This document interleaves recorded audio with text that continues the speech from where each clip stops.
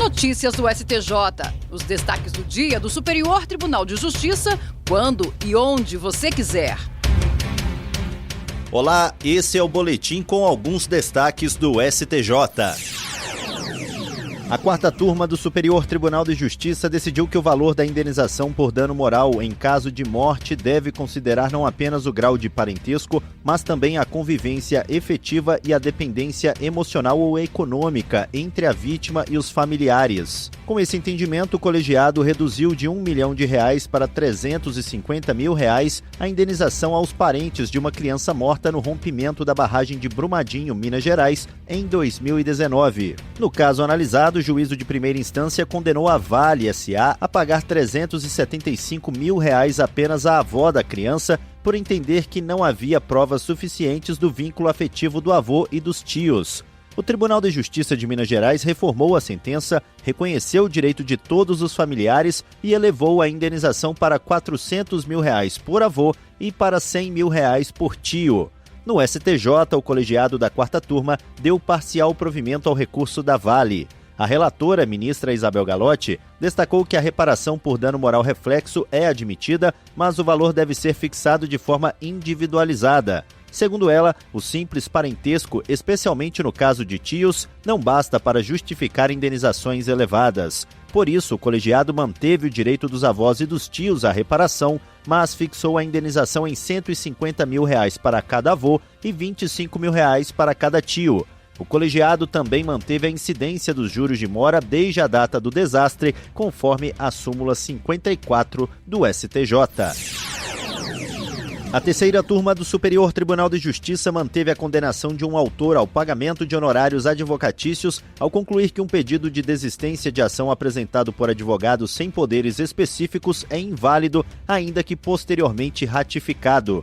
O entendimento confirmou decisões de primeira instância e do Tribunal de Justiça do Rio de Janeiro, que já haviam reconhecido a obrigação de arcar com as despesas do processo. Na origem, o juízo de primeiro grau rejeitou o pedido inicial de desistência por ter sido apresentado por advogado sem mandato específico. Um novo requerimento foi protocolado dias depois por um advogado regularmente constituído e a desistência acabou homologada quase 2 anos mais tarde.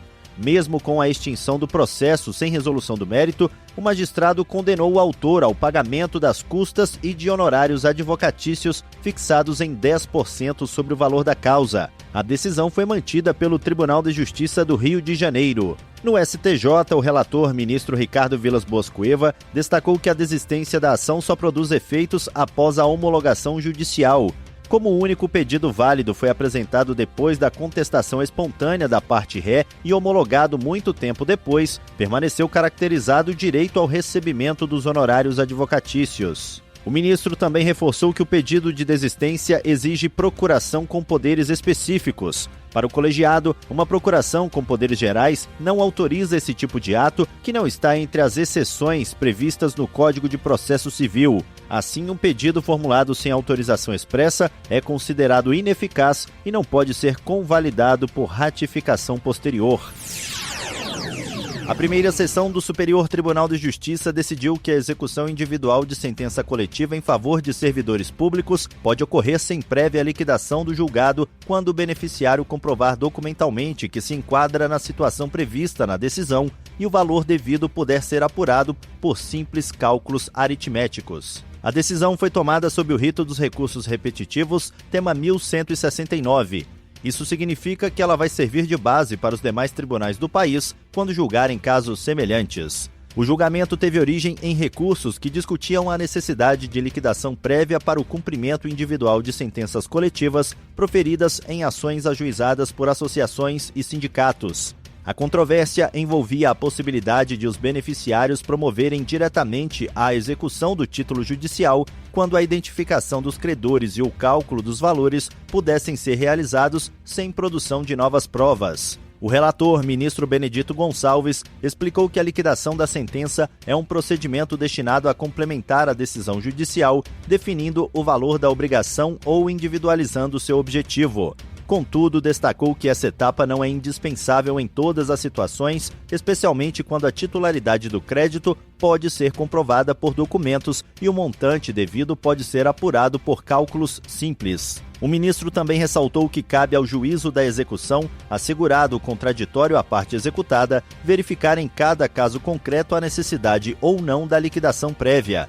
Segundo ele, dispensar essa fase quando houver elementos suficientes para a execução prestigia os princípios da efetividade da tutela coletiva, da economia processual, da eficiência e da duração razoável do processo, evitando atos e formalidades desnecessários. E esse foi o Notícias do STJ de hoje. Para ouvir mais, acesse o Spotify ou o SoundCloud do STJ. Tchau, tchau. Notícias do STJ, uma produção da Secretaria de Comunicação Social do Superior Tribunal de Justiça.